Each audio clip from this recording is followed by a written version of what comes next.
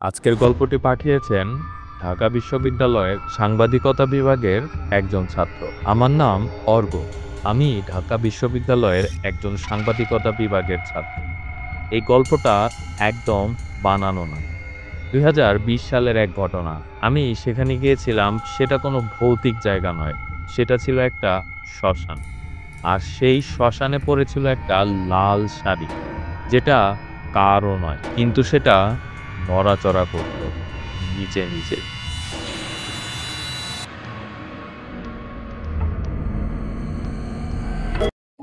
আমার প্রজেক্ট ছিল বাংলার হারিয়ে যাওয়া লোককথা ও ভয়াল বিশ্বাস।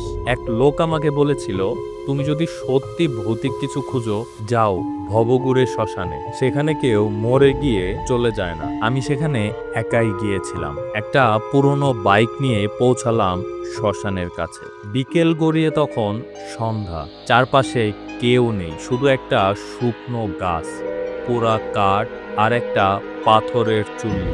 শুরুতে সবকিছু স্বাভাবিকই লাগছিল, কিন্তু একটু এগোতেই হঠাৎ চোখ পড়ল একটা লাল রঙের শাড়ি, যেটা বাতাসে নড়ছে, যেন কেউ ওটা গায়ে দিয়েছে, কিন্তু কোথাও কেউ নেই। আমি একটা ছবি তুললাম, তারপর এক অদ্ভুত বিষয় ঘটল। ক্যামেরার স্ক্রিনে শাড়ি ছাড়া কিছুই দেখা যাচ্ছিল না, আশেপাশে অন্ধকার ও ঝাপসা। হঠাৎ শুনি পেছন থেকে কেউ বলছে, তুই কেন আসছিস আমাকে দেখতে? তুই তো ছিলি না আমার পড়ার দিন।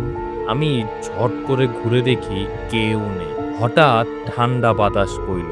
আমার টর্চ লাইটটার চার্জও শেষ হয়ে গেল। টর্চ লাইট থেকে আর আলো আসছিল না।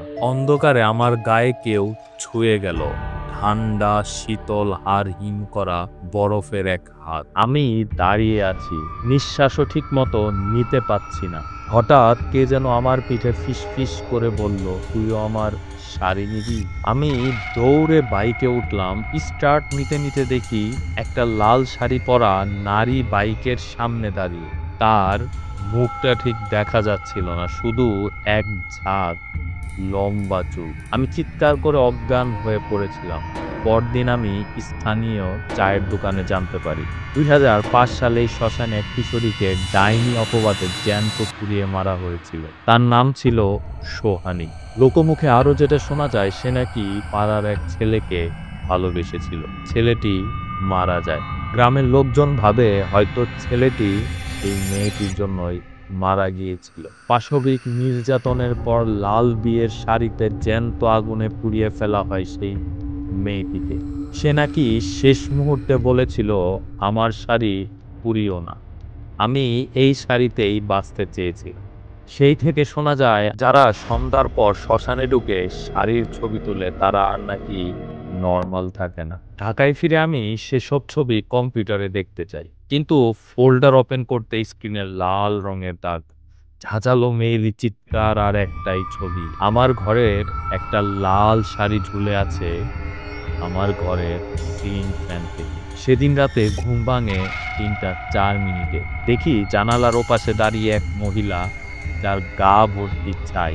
চোখ নেই, মুখ ফেটে গেছে। সে ধীরে ধীরে বলল, তুই তো রিপোর্ট বানাস, আমি তোর রিপোর্ট হব। আমি লাইট জ্বালাতে গেলাম, কিন্তু সুইচে চাপ দিতেই পুরো ঘরটা অন্ধকার। আমি আর কিছু মনে রাখতে পারলাম না। পরদিন সকালে আমার রুমমেট আমাকে অজ্ঞান অবস্থায় পায়। বিছানার উপর ছড়িয়ে ছিটিয়ে ছিল ছাই, পুরা কাঠ আর একটা অদ্ভুত লাল কাপড়ের টুকরো, যেটা আমার ছিল না।